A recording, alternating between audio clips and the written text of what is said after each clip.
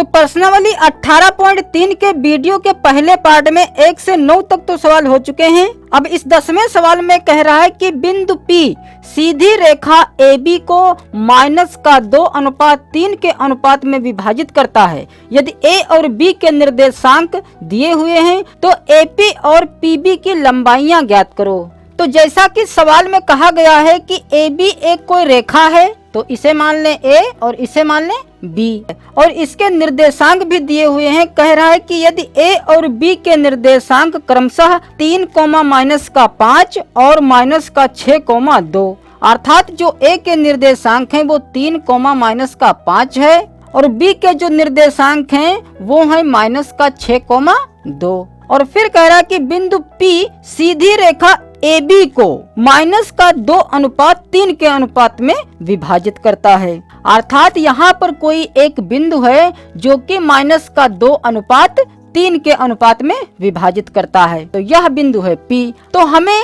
यहाँ से यहाँ तक की दूरी पता करना है, अर्थात हमें AP पता करना है और यहाँ से यहाँ तक की दूरी पता करना है, तो इसका नाम क्या है? PB।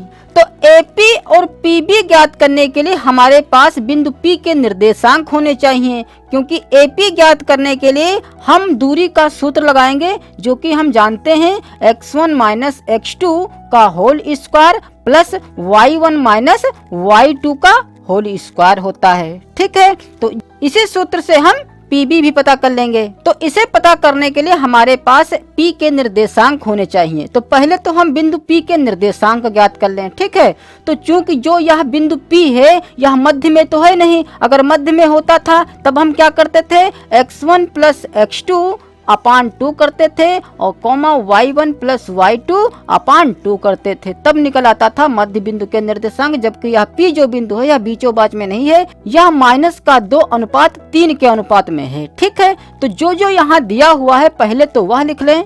तो जैसे कि हम जानते हैं कि जो अनुपात होता है वह m1 m2 होता है और हम पहले m1 और m2 ही लिखते हैं। ठीक है, तो m1 हमारे पास है -2 और m2 है 3। x1 हमारे पास दिया हुआ है 3 और x2 है -6 और y1 दिया हुआ है -5, y2 है 2। अब चूंकि जो बिंदु P है यह अंतः विभाजन कर रहा है, अंदर काट रहा है AB को, इसलिए हम अंतः विभाजन का सूत्र लगाएंगे। तो सीधे यहाँ पर लिख सकते हैं, इसलिए बिंदु P के निर्देशांक। तो अंतः विभाजन का सूत्र क्या होता है? m1 की गुणा कराते हैं x2 से, पहले x वाले रखे जाएंगे फिर y वाले रखे जाएंगे, फिर प्लस m2 की गुणा कराएंगे x1 से, फिर अपान m1 और m2 जोड़ देंगे, फिर कोमा इसी प्रकार y वाला लिखेंगे। m1 की गुणा y2 से कराना है, फिर प्लस m2 की गुणा y1 से कराना है और अपान में m1 + m2। अब इसमें सबके मान रख दें। तो जो हमारे मान दिए होते हैं यदि उनको हम ऐसे लिख लें तो हम जानते हैं कि इसकी क्रॉस मल्टीप्लाई इस प्रकार से कराते हैं। ठीक है, मतलब m1 की गुणा हम x2 में करा देंगे और m2 की गुणा x1 में करा देंगे, फिर m1 की गुणा हम करा देंगे y2 से, फिर m2 की गुणा करा देंगे x1 से। ठीक है, मतलब क्रॉस मल्टीप्लाई हमें करानी है। तो m1 की गुणा x2 से कराएंगे तो यह हो जाएगा -2 यह भी है, -6 यह भी है, तो 6 दूनी हो जाएगा 12 और माइनस माइनस प्लस बन जाएगा। ठीक है, अर्थात इसे हम इस प्रकार से लिखेंगे -2 गुणे -6, तो 6 दूनी 12 ही सीधे यहाँ पर हम लिख सकते हैं, वो भी प्लस का। फिर प्लस m2 की गुणा x1 से कराएंगे, अर्थात 3 की गुणा 3 में कराएंगे तो 3 तिहाई हो जाएगा 9 और अपान में m1 + m2, तो m1 है -2 प्लस m2 है 3, फिर कोमा m1 y2, तो m1 की गुणा y2 से कराएंगे तो 2 दूनी 4 हो जाएगा, वो भी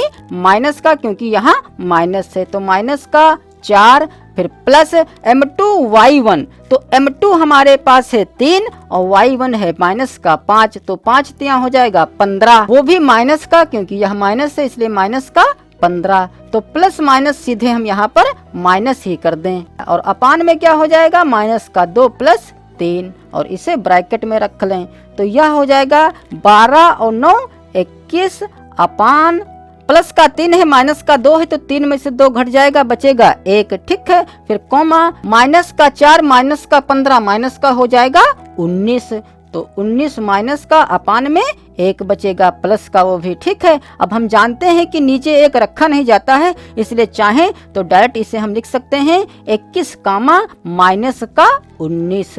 तो यह आ गया बिंदु P के निर्देशांक, जो कि आया है 21 कोमा माइनस का 19।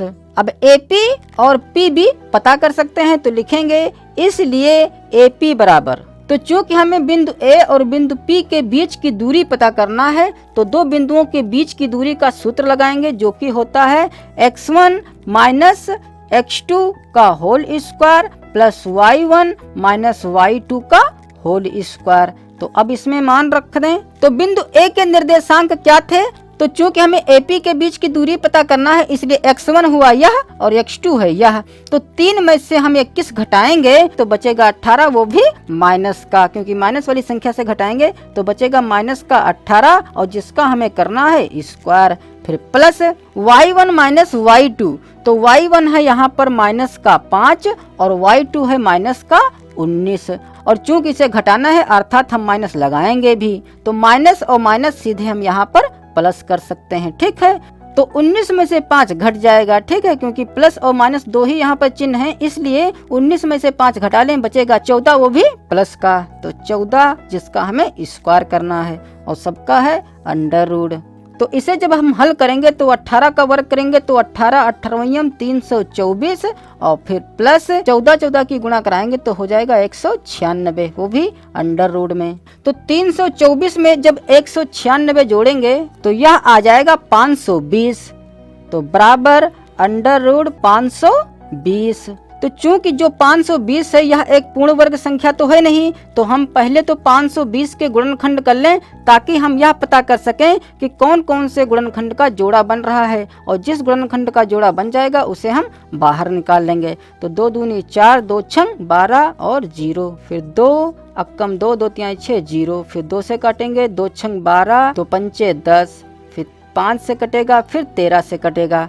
तो चूंकि यहाँ पर सिर्फ जो 2 है, इस 2 का तो जोड़ा बन रहा है, लेकिन इस 2 और इस 5 और इस 3 का जोड़ा नहीं बन रहा है, अर्थात 2 तो बाहर निकल आएगा, लेकिन अंदर कितना रह जाएगा, 13 पचे 65, 65 दूना 130। ठीक है, तो बाहर निकाल लें 2 को और अंडर रूट के अंदर रह जाएगा 130।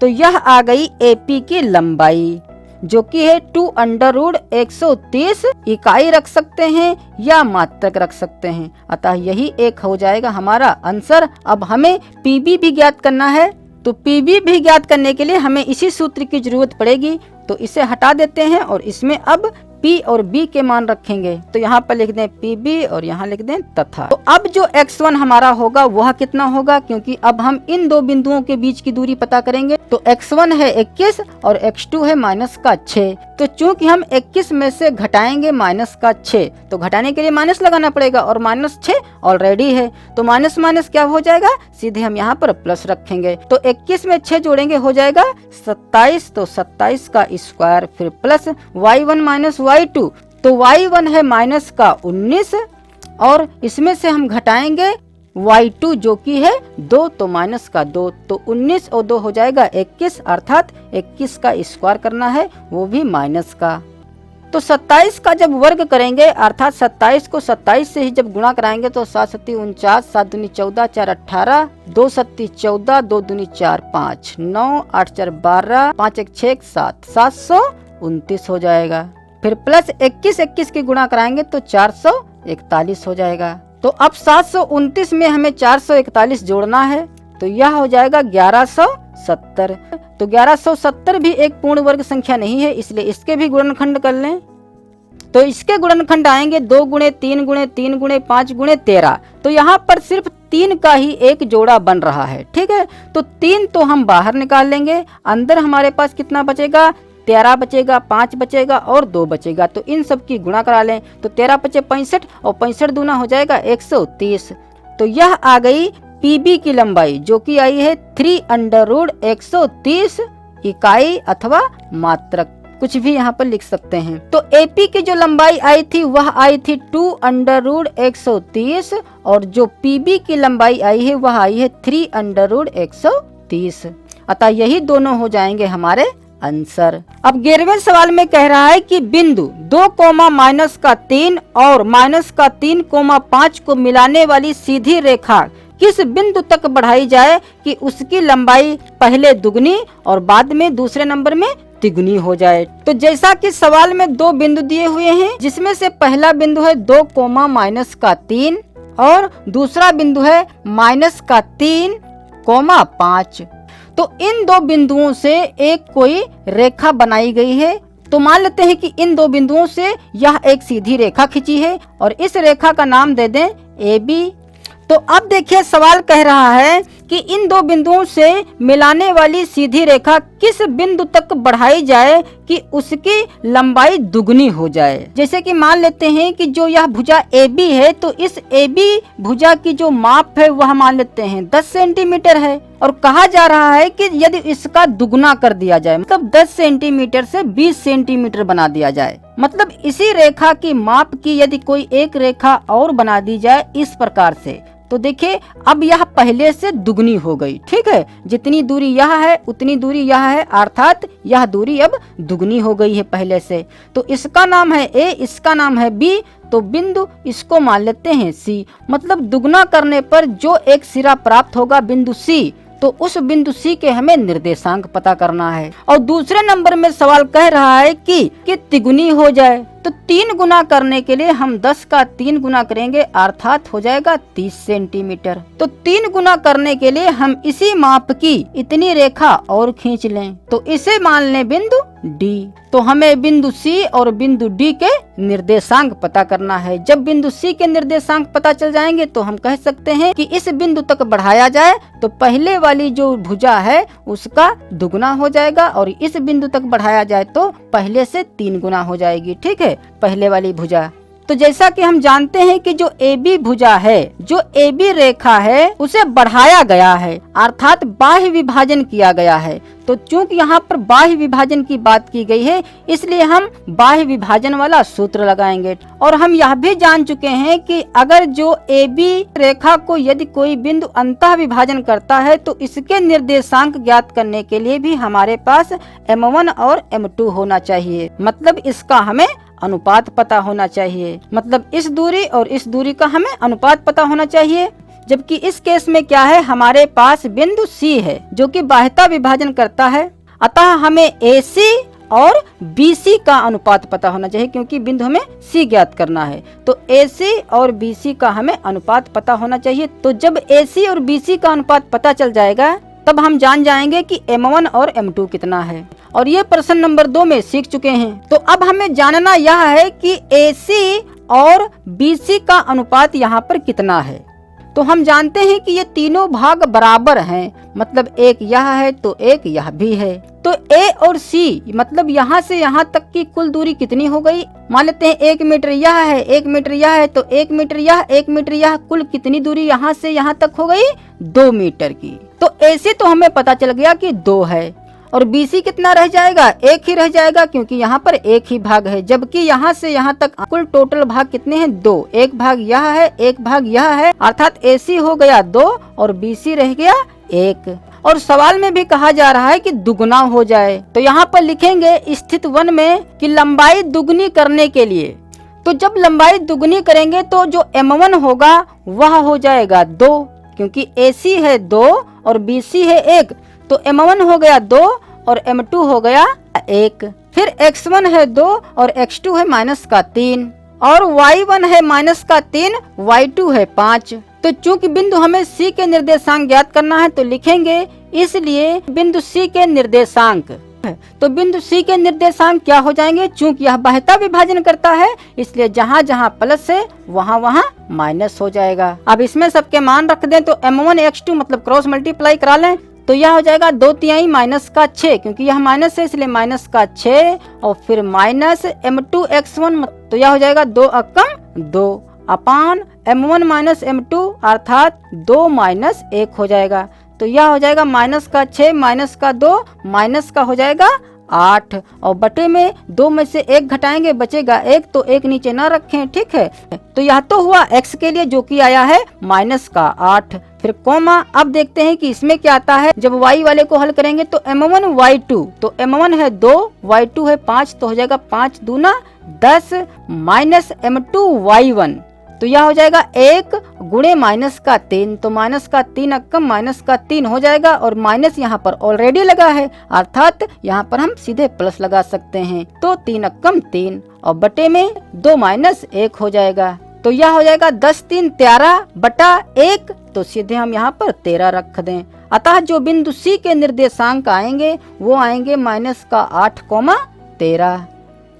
तो एक आंसर हमारा यह हो जाएगा, ठीक है। अब हम बिंदु D के निर्देशांक ज्ञात करेंगे, तो यहाँ पर दूसरा नंबर डालेंगे और चूंकि हमें लंबाई दुगुनी करनी है इसलिए इस दुगुनी की जगह पर लिख दें तिगुनी।